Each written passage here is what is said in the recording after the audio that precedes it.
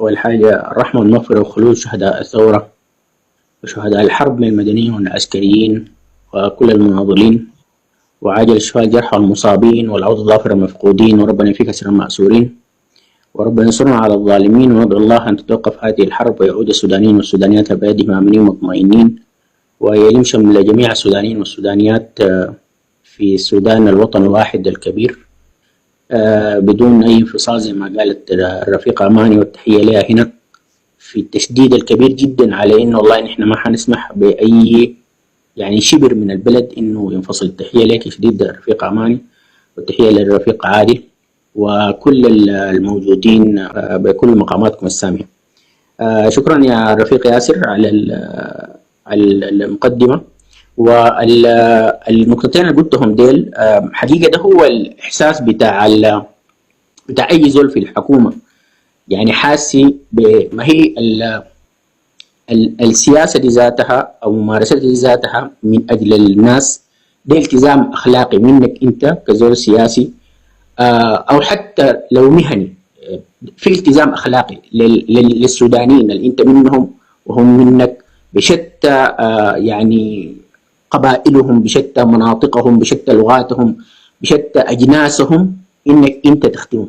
فلما تشوف إنه والله في جزء من السودانيين يحرموا من حقوق أساسية، وزي ما قلت حقوق التعليم وحقوق الصحة، يعني حقوق بقى العالم الأول حتى يعني ما بيسأل منها، من هي زي ما بقت روتينية كويس، يعني بقت خلاص دي باس اوفر، يعني حاجة بقت زي شراب الموية زي ما بقول لك كويس.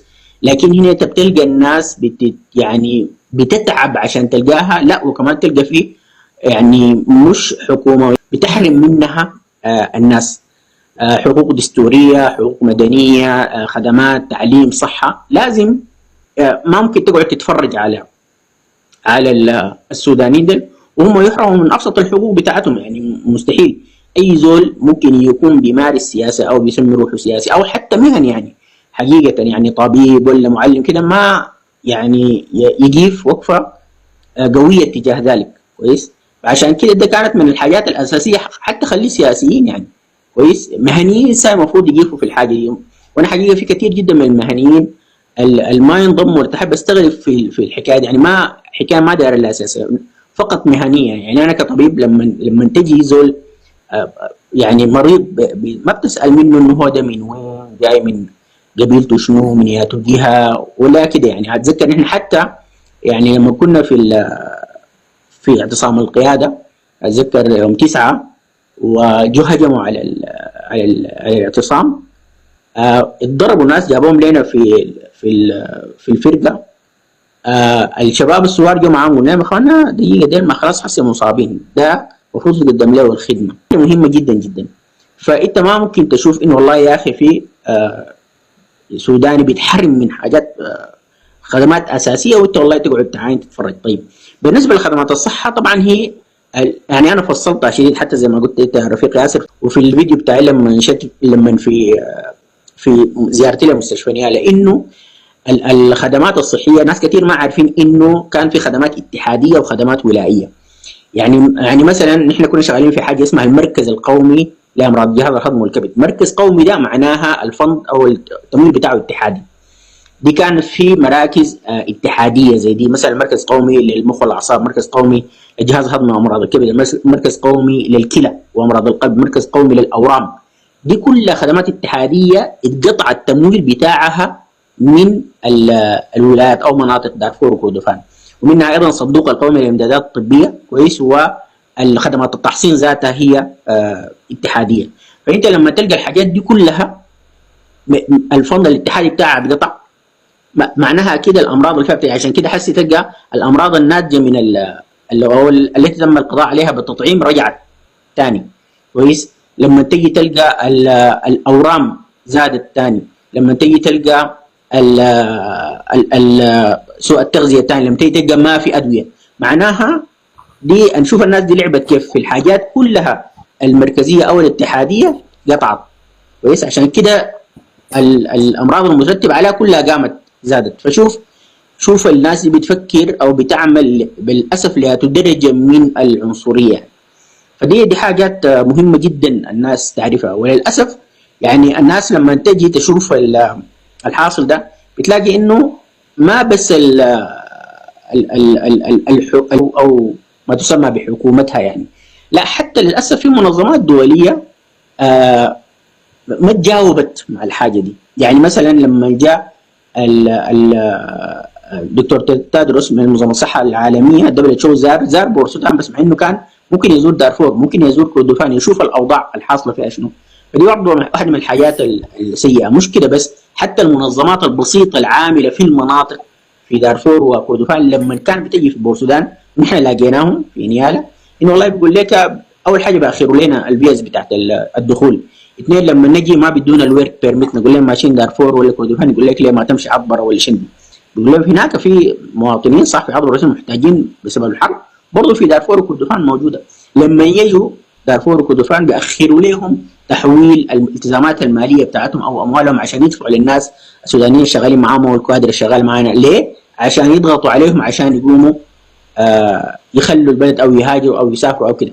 ده غير انه والله الكوادر دي بيتلقى طوالي في تلفوناتها رسائل بتاعه تهديد، انت ما امن، انت كده انت كده انت كده، عشان يخلوا المنطقه، وفي التالي ما تكون في اقل خدمات، عشان شنو؟ ما تكون في اقل خدمات عشان تتوفر للناس، وفي التالي ما يكون في حياه. فدي الحاجات او خدمات الصحه وكيف قدروا يلعبوا فيها، والضغط بتاعها على المناطق بتاعت سيطره حكومه تاسيس حسي. كويس؟ دي حاجه. الحاجه الثانيه اللي انت قلتها يا ياسر هي يا هو قلت انت تكلمت عن النقطه بتاعت الالتزام الاخلاقي والحكايه بتاعت الخدمات بتاعت الصحه عموما، صح؟ دول الحاجتين الاساسيات اللي اتكلمت فيهم. طيب انا بعد كده طبعا ما شاء الله رفيق عادل ورفيق امان يتكلموا كثير شديد جدا، ويعني فصلوا في الحاجات دي، لكن نتكلم عن التحديات بصوره عامه. يعني في تحديات، الثلاث تحديات الكبيره اللي هي ممكن الشرعيه والحمايه والموارد للحكومه. الشرعيه بتاعتها طبعا زي ما قال الرفيق عادل والناس كلها شافتها وقرت في العدد الاخير بتاع جريده التاسيس، وشافت الشرعيه الحقيقيه اللي هي الناس يعني دايرها، واي حكومه دايرها بتجي شرعيه من شعبها. الاحتفالات والابتهاج الكبير والامل الكبير اللي لاقوه الناس اللي لاقته الحكومه دي واعلانها من المواطنين، ده حقيقه برضه بيخط طبعا يعني حقيقه يعني بيخط يعني عبء كبير جدا على الناس اللي في الحكومه، انه يكونوا في مستوى الاحتفالات دي، في مستوى الطموحات دي بتاعت الناس، ويقدروا يخدموهم. والشرعيه بعد كده بتجي من تقديمك بتاعت الخدمات للشعب. كويس؟ ودي بتجبر العالم سواء كان العالم الاقليمي او الخارجي انه يتعامل معك. خلاص بعد كده بتبقى انت زول بتقدم خدمه للمواطن، بتحفظه، بتحميهم، تحمي المدنيين دي، لازم بعد كده في النهايه يتعامل معك. فانت بتفرض واقعك ده على الناس، لكن ما واقع بقوه السلاح اللي وجبر الناس وقهرهم ويعني الدولة، عنف الدولة عشان تفرض الواقع ده. لا، إنما أنت والله بتجي بخدمة الناس، برغبة الناس في إنك أنت اللي بتحقق لهم أحلامهم، وإنك والله بتحقق لهم العدالة وبتحقق لهم المساواة زي ما قالت الرفيق أماني.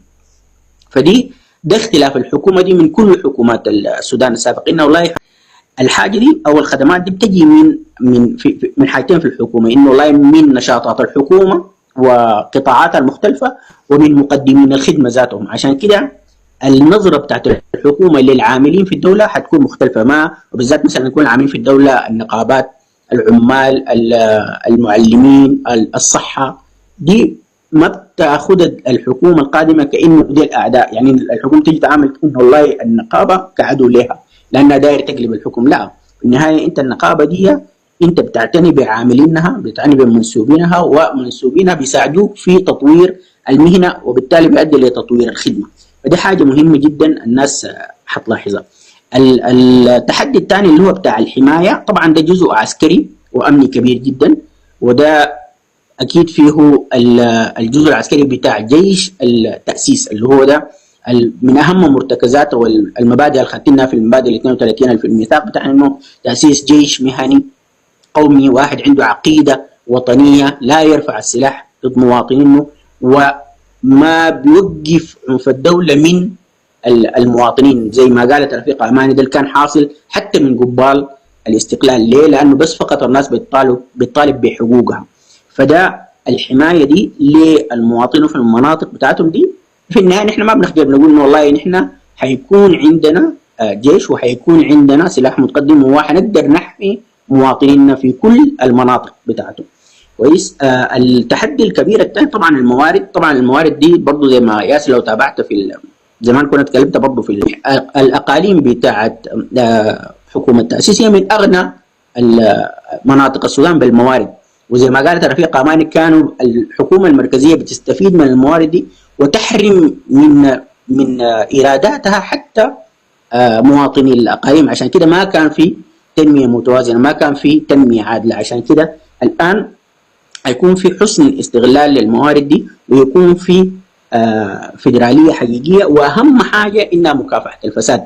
دي من اهم المرتكزات اللي بتقوم عليها الحكومه، ولازم الناس كلها تخطها في راسها، ويكون في يعني زي ما بقول مش واتش دوغ، لكن اي مواطن، ودي برضه من اهم واجبات المواطنين انهم والله ما يرضوا بالفساد، ويكون طوالي صوتك عالي في مكافحه الفساد والتبليغ عن الفساد.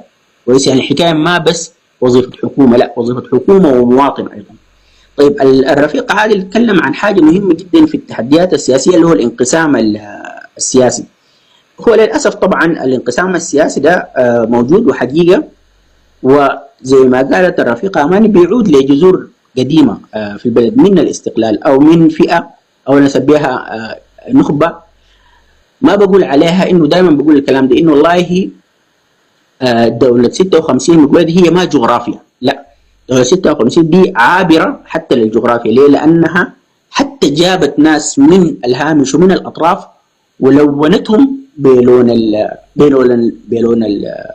المركز، وبقوا هم يعني أقوى أو أشد تنكيلا بالأطراف.